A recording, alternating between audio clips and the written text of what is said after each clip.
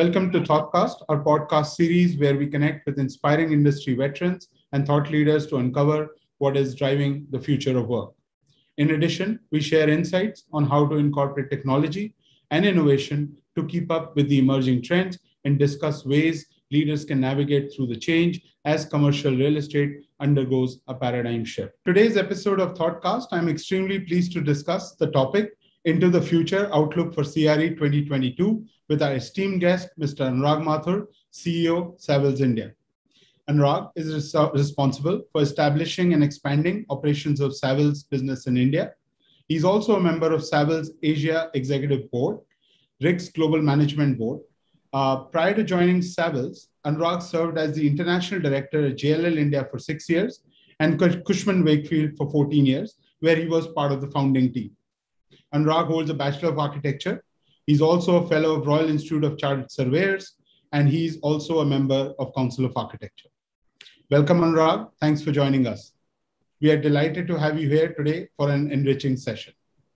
So let's dive right into the discussion. Overnight, as you are aware, Anurag, the landscape of commercial real estate changed with the new developments of hybrid work, remote work, work from home becoming the new normal. After a year and a half, businesses are poised to reopen with full swing, and that makes the CRE job really swift about how do you adapt to the new way of working. With the economy showing obviously increased signs of recovery, majority of the population fully vaccinated, and workforces returning to offices in a new avatar, CRE is poised to grow in 2022. So let me ask the first question, Anurag. So with all of this happening, what's your forecast for the fourth quarter of 21 and then year 2022? Right. Amit, thanks for that introduction, and thanks for having me here. I mean, you've done some admirable work, not only in your professionally what you're doing with office, but just getting the industry together and the knowledge consolidation and sharing as well, which I really respect. So look, there's a lot that has happened in the last 18 months or so. A lot of it was forced upon us, thrust upon us as a real estate industry. But anyway, many of the trends have just been accelerated, to be honest. Some willfully, the other was forced upon us, and that's how it is. There are a lot of trends that are going on. There are a lot of micro trends, major trends, etc. All of those things are happening as we speak. Insofar as the leasing activity as such is concerned, which is a fairly strong and a lead indicator of which way the industry is going. So first half of 2020 was significantly weaker than 2019, and 2019 being a reference here because it was pre-pandemic, and also for the record, it was the biggest year ever for our corporate real estate industry. So with that benchmark, 2020 first half was a slower, a weaker first half, and 2021 has been a further reduction as such. That said, and that was natural given the second wave that we were hit with in the month of April, that was very easily explained. And that, I think, lasted till Q3 as well. And when I speak of quarters, I'm talking about the calendar year. That said, we're expecting the Q3 and Q4 numbers to be better, much better. As a result, again, these are all forecasts at this point. Our expectation is that 2021 will finish with very similar levels of absorption as was 2020. So whilst first half was weaker and more anemic as compared to the previous year, the second half will catch up, and as a result, 2021 should finish roughly at the same level as 2020 finished. Now, going forward, you asked about 22, what it looks like. Look, essentially, again, there are still things which are unsaid, and we don't know how the next following months are going to be to pan out. And I hope I don't have to eat my words in times to come. But the way things are going at this point, it looks like that the third wave may not happen at all, or if it happens, it will be much less severe as compared to the second wave. If that was the case, and given the fact that the rest of the world is getting back to normalcy, particularly Western Europe, US are getting back, Australia has decided to go back to normalcy. Essentially, the world is now has accepted the fact that we have to live with COVID, not eliminate it. With that in background and the major devastation behind us, I think we are set towards a recovery. Um, the early signs are that businesses are coming back very strongly, particularly the technology industry is coming back extremely strongly. And that is leading the change in a matter of speaking. If that continues and if that manifests in workspaces, and I believe it will, if workspaces being created and our commercial offices being created, 2022 should be a good year, much better than 21. It'll be the year of recovery. But our expectation is that to get to the pre-pandemic level of leasing activity, we may just actually get to 2023 for that levels to be achieved. So that's great, Anurag. I think the optimism is clearly demonstrated in all the discussions that we are also having with occupiers. And obviously, as businesses come back and thrive, I think the leasing activity should follow. And clearly, I think 2019 was such a blockbuster year that to get back to it, probably one needs about a couple of years to get there. So Anurag, I think considering that let's all hope that there's no third wave or a very muted third wave. What do you think are some of the key factors that will drive major investments and developments in 2022? I'm assuming your reference is towards commercial real estate. That's correct. Yeah. No, look, I think even as we speak, Amit, and even during the darkest period of the pandemic, investments into the commercial activity have continued to flow in. As a matter of fact, if you see on a quarter-to-quarter basis, even 21 numbers on a quarter-to-quarter basis have been very similar, or actually better than 2020. So money investment has continued to flow in. We'll see how quarter four pans out. Quarter four in 2020 was a big bumper quarter, so we will see if that stacks up and how that changes the year-end numbers. But essentially, money has flowed in. There is solid investor confidence in commercial real estate in India. Look, we are a growth economy, and we are a growth country. The world is now, in a matter of speaking, relying on India for a recovery and the future growth. Very recently, just I think yesterday, IMF has given its forecast. They have changed nothing, and while they've reduced it for the global number and they've reduced the China number, they have kept the India number as intact, and that means the fastest growing economy in the world, large economies. So we are a growth economy. We are in a very good state. The tech industry globally is booming. And we happen to be at the epicenter of that industry. So there is no getting away from the fact, and we're in a very fortunate situation that we should reap the benefits of all of that. Now, there comes the only question mark that comes in a certain sense is what happens when people come back to offices or not? If they're not coming back to offices, why are we building the buildings and who will go into those buildings, etc., etc. Again, there is a lot which is unsaid and we are yet to find out. But if the trends are anything to go by, people are starting to come back to offices. That's my view. I'm sure you're very close to this as well, and you have a view.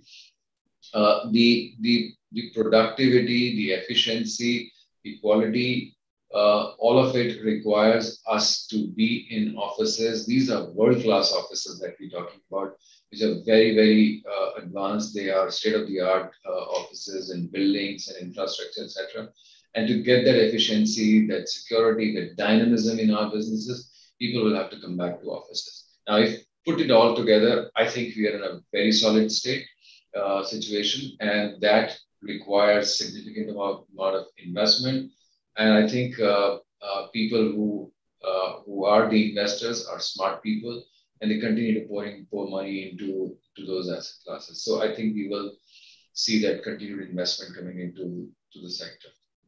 No, absolutely, Anurag. I think it goes without saying that there are certain functions, specifically around innovation and brainstorming, which require collaboration face to face. So I think clearly there is going to be a new normal, and we are seeing that as well.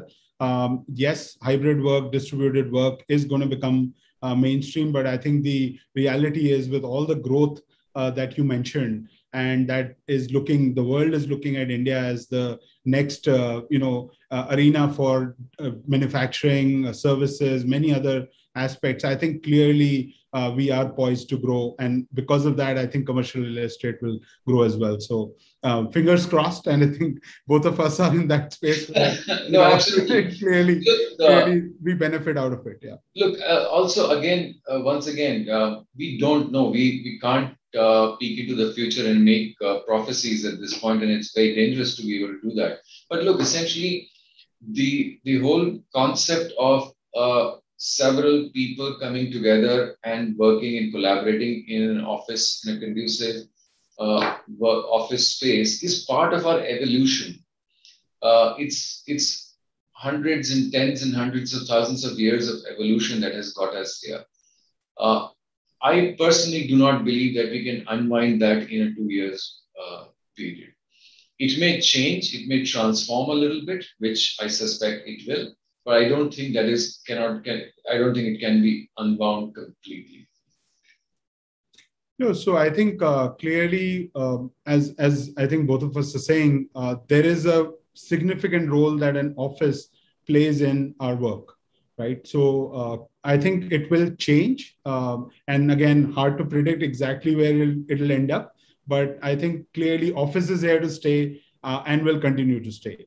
So lastly, Anurag, can you share your top 3 picks for industry trends that will transform the way we see CRE today?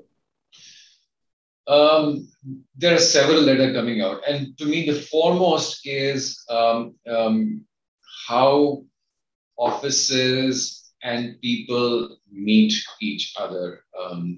And I think that has, in my career, I have seen that transform.